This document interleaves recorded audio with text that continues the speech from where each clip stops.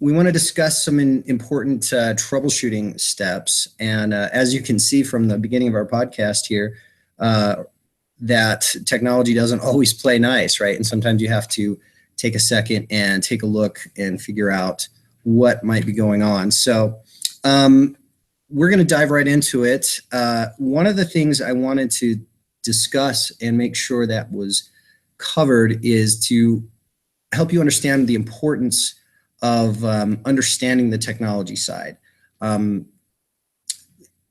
It's probably just as important as any other part of Piano Marvel as far as what you know and understand, because if you are in the middle of a lesson or you have students coming to your studio, and if you're having technical issues, that can be a little bit intimidating. It can make you a bit concerned about how your lesson's going to go and everything. So what I'm hoping to accomplish today is to give you some knowledge and some tips that can help you quickly resolve the most common issues you may come across with Piano Marvel, and hopefully do that very efficiently. So the first thing I'm going to do here is actually I'm going to share my screen for just a bit, and let me pull that up here. And I'm going to come over here to, we're going to jump over into MusicMarble.com. And some of you may be aware, regularly though, in the MusicMarble.com website, we have our store and a variety of other things. This is where we keep information about the competitions that we do every year. Find a teacher. It shows a map of teachers who use Piano Marvel around the world. But the one we're going to be talking about today is right here, called the support link. So that's just musicmarble.com/support. And just the other day, I added a new item in here on this page, and we try to keep this updated pretty regularly. But if you come in here and you look, there's this speed troubleshooting for most common issues. And I showed this at a recent conference, but I think it's important that everybody has access to this. So we're going to be looking at this part here. So the first part, it says refresh your internet browser.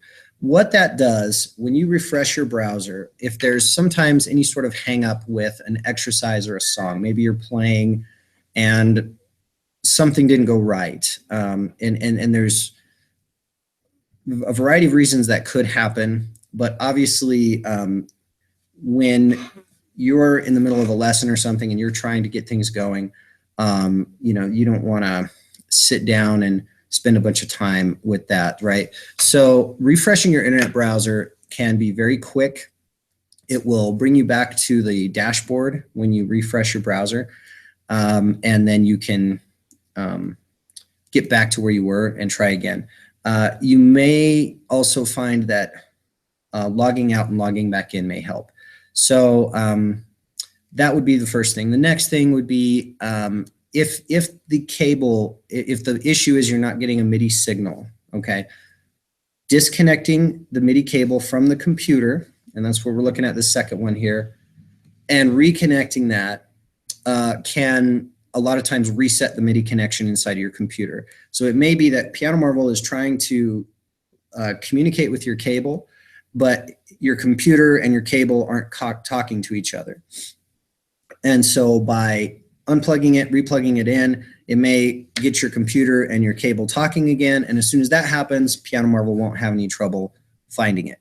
So that would be another step. The next one, number 3, reconfigure your MIDI instrument. Many times if you disconnect and reconnect your MIDI cable, not always, but sometimes your computer may not know what MIDI device you want to use anymore. So that's where you would want to go in, and we'll just show you real quick in case you're not familiar with that. We go to the app, pianomarvel.com, go to account login. Oh, excuse me, we'll go to launch app now. And we're just gonna jump in here on one of these accounts. Okay, And once you come in here to the dashboard, go up to Options and Instrument Settings. And this is where you can configure your MIDI device. I don't have a MIDI device connected to this computer right now, so it's going to tell me there's no device here. But all you would do is click the drop down, select your device, click Next, and you'll do the lowest note, highest note, and move on. Okay. This one is actually a quick little item, but I have seen where people have issues with this sometimes with their MIDI connection, and that is with the piano itself. So there are some pianos out there that if they're left on for 30, 40 minutes without any activity, nobody playing on them, or longer, sometimes the piano will kind of time out and it'll stop sending any MIDI signals. So you'll be trying to play along and nothing will be happening in Piano Marvel, and it might seem like it's a problem with Piano Marvel, but it's actually could be a problem with the piano just went to sleep in a sense. So just turning the piano off, give it 5 or 10 seconds, turning it back on. Sometimes that can reset the MIDI output signal of the piano itself. Next one, and this one takes a little bit longer. That's why it's a little lower on the list here, is to restart the computer. Or if you're using iPad, you could restart that as well. The reason for this is that Piano Marvel has a plugin that communicates with your MIDI cable and then sends that information to your internet browser. So whether you're using Google Chrome or Firefox. So the plugin, if there's any hangups there, then restarting your computer should reset that and get all of your services running again. Sometimes on Windows computers, for example, if you can have what's called a memory buildup, where you've got lots of different applications, Skype and email and Google and Facebook and all these other things that run services in the background. And depending on how much power your computer has, those things can become a little overwhelming. I actually visited a computer lab not too long ago that was having some issues with Piano Marvel, and I did some investigating to try to figure out what was causing the issue. And after spending a little time with it, what I discovered is that the computers in that lab virtually never got restarted. Very rarely, I should say, got restarted. And that caused a lot of strange issues to happen. And I think what that was a result of was because there was memory buildup and other things. The processor was trying to handle too many things at once. And it's just, in general, good practice to restart your computer from time to time anyways. So if you, if you never restart your computer or you rarely do it, there is a chance you'll see more issues, not only with Piano Marvel, but other programs as well. So it's good practice to restart, maybe at least once a week, but, maybe even more often than that. And then, of course, retry the song. This would be kind of the test to see, did the thing I just did fix the issue? And so you can go in there, retry it, and see if that's that. Now, another new option I wanted to share with you, and many people have we just released this not too long ago, and we have many people that have been taking advantage of it, and it's been very helpful. When you go into any song or exercise, you may have already noticed there's a new button at the bottom here called Report Error. And when you click this, if you notice a problem while you're playing a song, it could be that you noticed, something froze, but it could also be something, maybe if you notice a notation error. We try our best to catch all of those in our editing process, but from time to time there are editing mistakes, maybe a notation error or something like that. This gives you a chance to come in here and give us some information about that, and you can describe the issue and send us an error report, and then those come straight to us and we can take a look at those and usually get those resolved pretty quickly. Great. So let's take a look here. I want you to be familiar again with this page. themusicmarvel.com/support. If you are a teacher, if you teach a group class or individual lessons, I highly recommend you come in here and get familiar with the questions and the answers for each of these. One in particular that we see sometimes if someone is having an issue installing the plugin. I've had people call in and say, I installed the plugin and it's not working. And as I investigate further, I find out that what they actually did was they downloaded the plugin, but they never installed it. Downloading something and installing something are not the same thing. So after you download the plugin file, you need to locate it on your computer, which is usually in your downloads folder, and open that file and run it. And it'll give you instructions and it'll walk you through the rest of the installation. But a lot of people will sometimes miss that step. So here we have instructions and we have a link to a video that will show you how to do that. So there's a lot of really great useful information in here.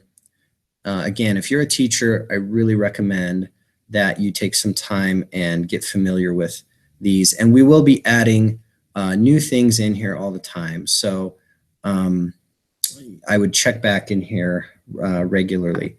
Okay, great. So I'm going to turn my screen share off for a moment because there are a few other things I'd like to show you here.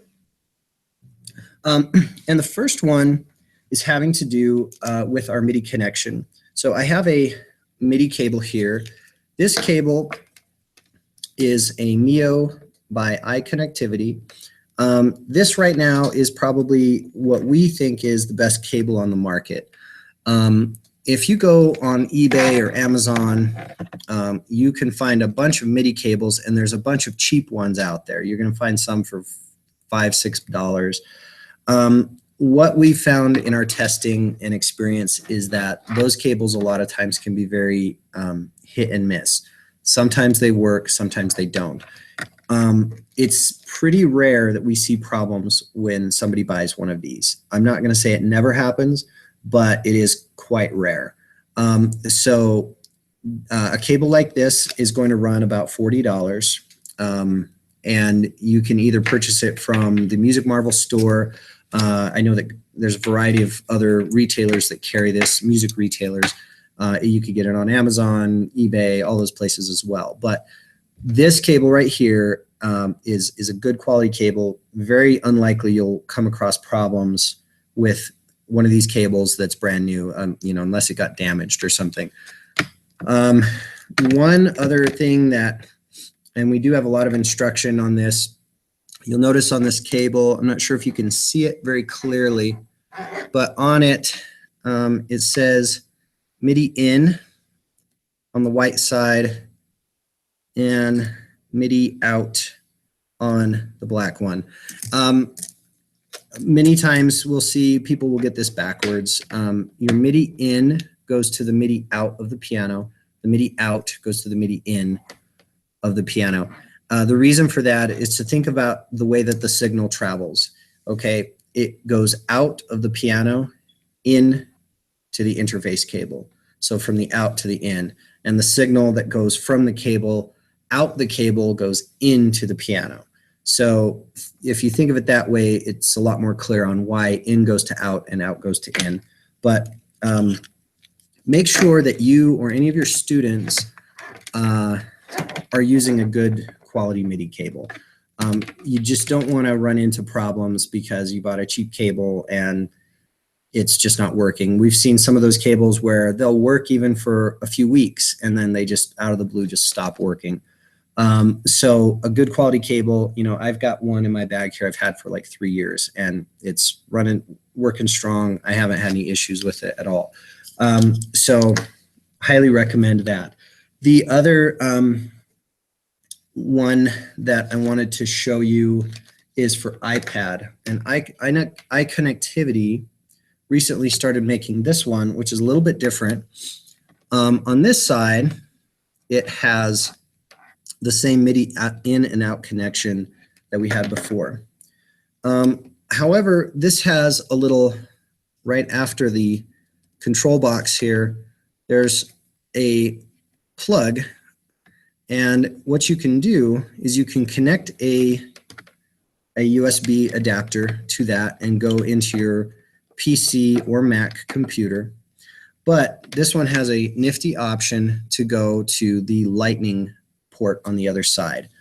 So this could be plugged straight into an iPad. This is pretty nice because it is a more expensive cable, but it is more versatile, right? Because I can use this now on a Mac, a PC, or an iPad, all the same cable right here. These I think run about $60, and again, you can find those on Amazon, eBay, any of the music retailers like Sweetwater, Musician's Friend, if you shop at any of those online music stores. So this is a great cable as well. We've tested it on an iPad and worked great and everything. So something to check out there if you're interested. One of my favorite setups, however, actually, let me get to that in just one moment. Let me show you one other cable here.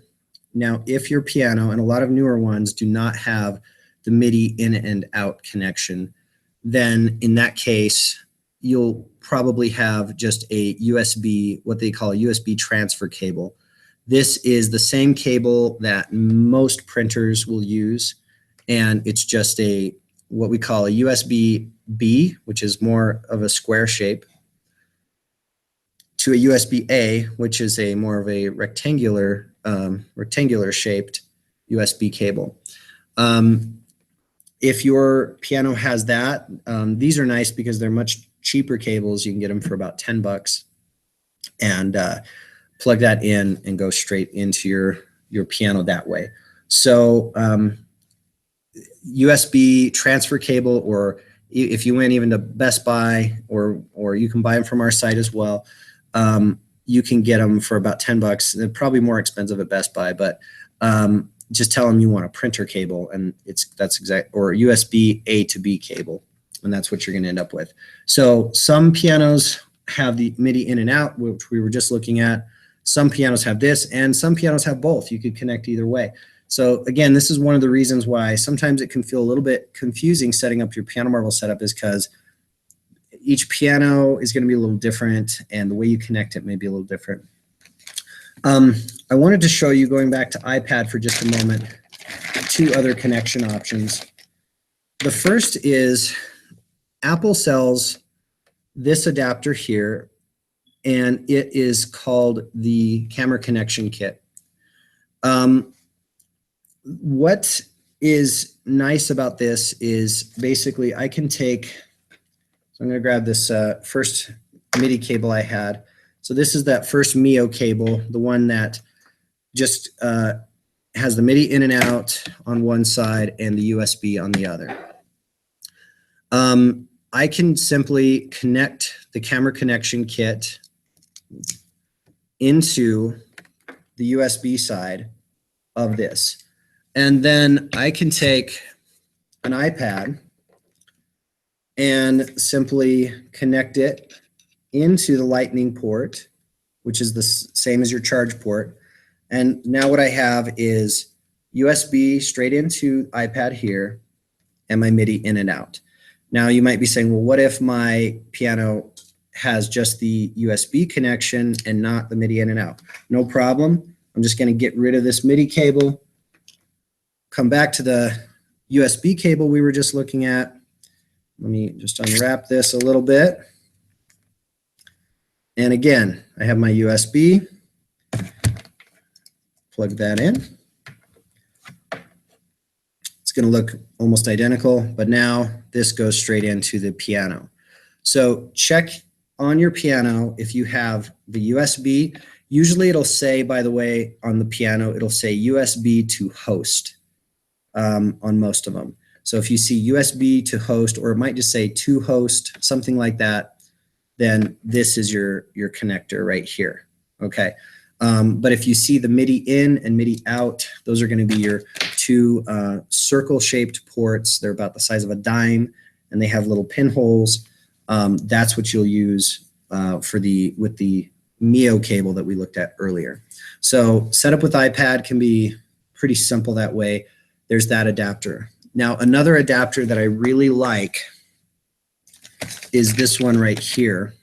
Let me just mention also, whether you're using whatever adapter you're using, we highly, highly recommend that it is an Apple branded, purchased from Apple adapter. And the reason for that is because inside of these cables are microchips.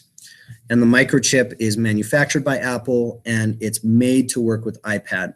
Some of the third-party ones we've seen, they don't have the right microchips in them, and so you end up with problems. So, you know, you can find an adapter like this on eBay or Amazon for $5, but it's probably not going to work.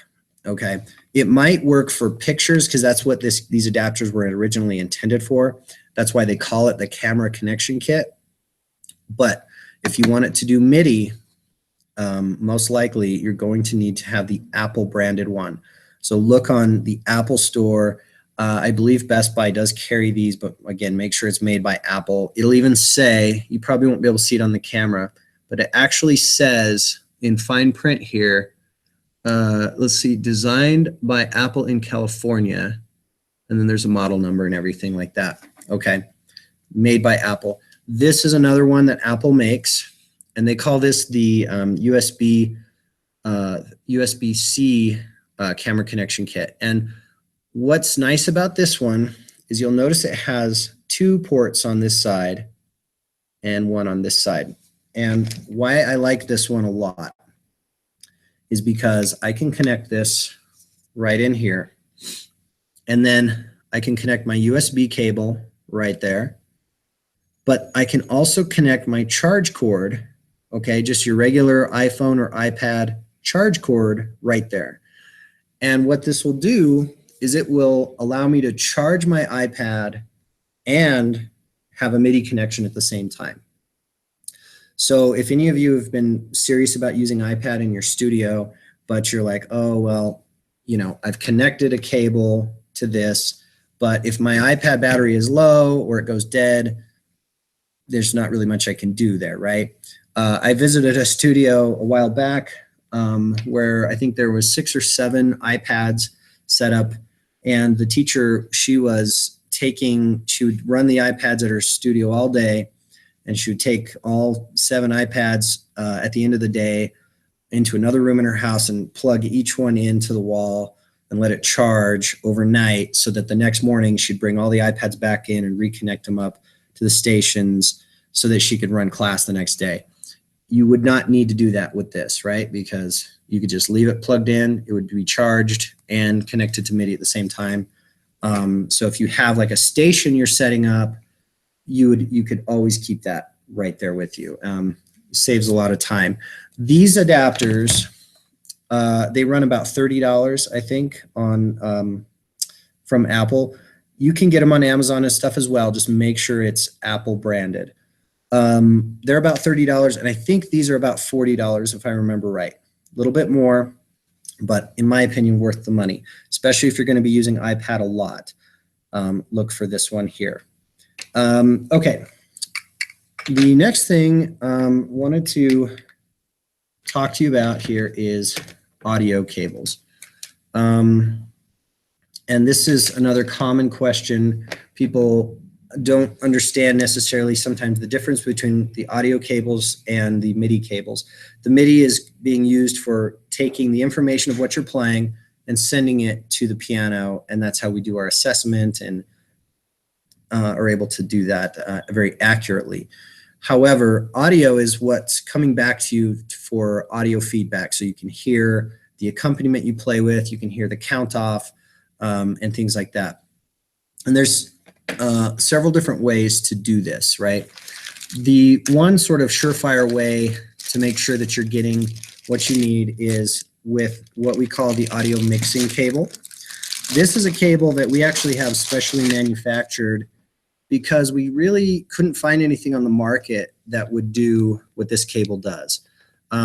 There are some kind of cheap cables out there, adapters that can sort of accomplish what this does. They're not particularly well made, and I don't recommend them very much because I don't think they're going to last very long. This cable, as you can see, is pretty sturdy. It even comes wrapped in a mesh for protection.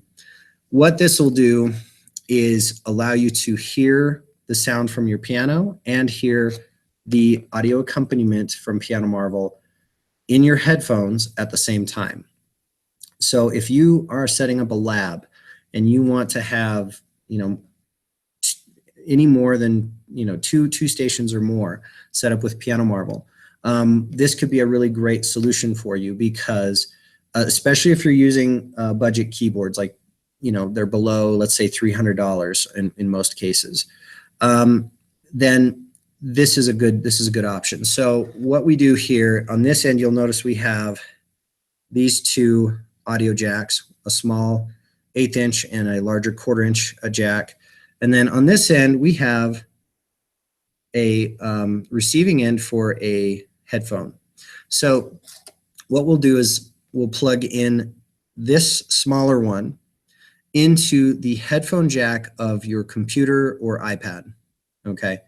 Straight into that. This larger one would go into the headphone jack of your piano, okay? And most piano headphones are that size, okay?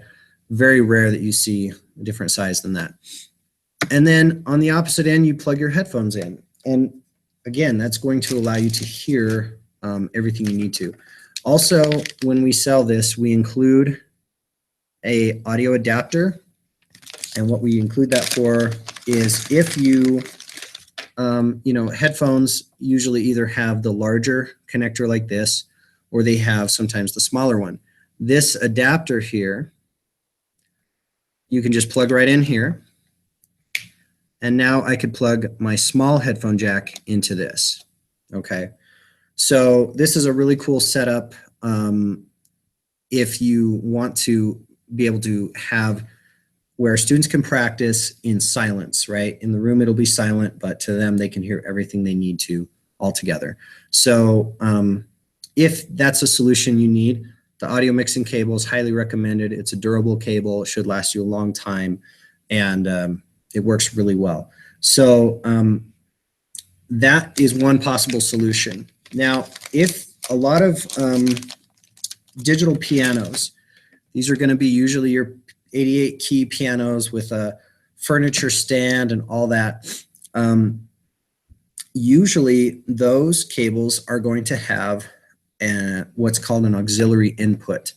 And you can check on your piano and see if it has auxiliary inputs. If it does, there's actually a little bit of a cooler way to do that.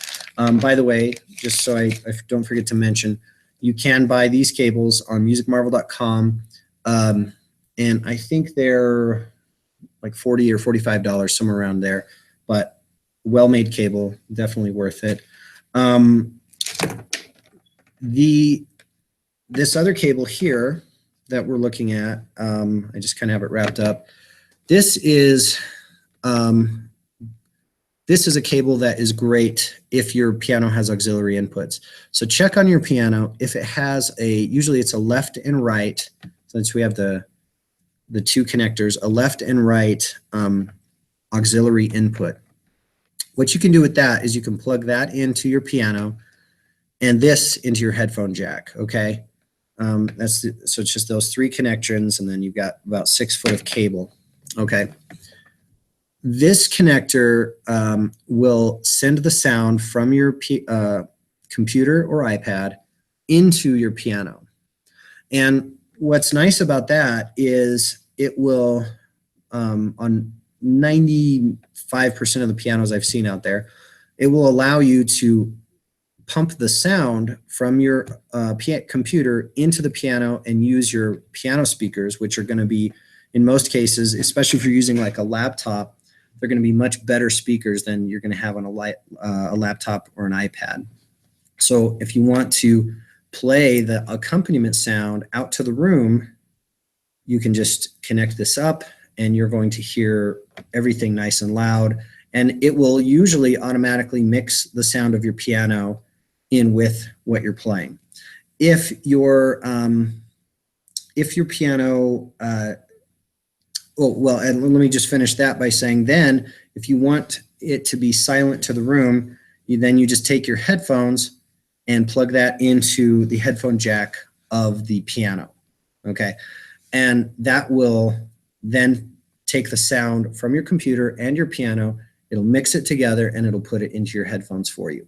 And then it'll be silent to the room. So audio mixing cable, or excuse me, this is called a, what's the technology? This one here, what's the actual? It's the Hosatech stereo breakout cable is what it's called. And again, you can get this on our website. If you go again to MusicMarble.com, go to the store, go to the cables section, and you'll see that cable. You'll also see the audio mixing cable that I showed you earlier. Now, some pianos, and I'll just show you this quickly, it's rare, but some pianos for their sound input will have just a 1/8" stereo jack. In this case, it's kind of, again, it's rare, but you would just plug from your headphone jack of your computer to the input of your piano. So check what kind of input your piano has, if it has one. Cheaper pianos that are usually like less than $300 or so usually don't have audio inputs. And in that case, you'll want to use the audio mixing cable. But higher end digital pianos usually do have an auxiliary input. The other type of auxiliary input you can sometimes see is RCA jacks. So it's a little bit different, but you can get these cables pretty easily as well. Walmart, Radio Shack. It's just a headphone connector here, and left and right RCA. Just make sure it says audio input to the piano, and plug those in, and it should work the same way as what I described on the other one.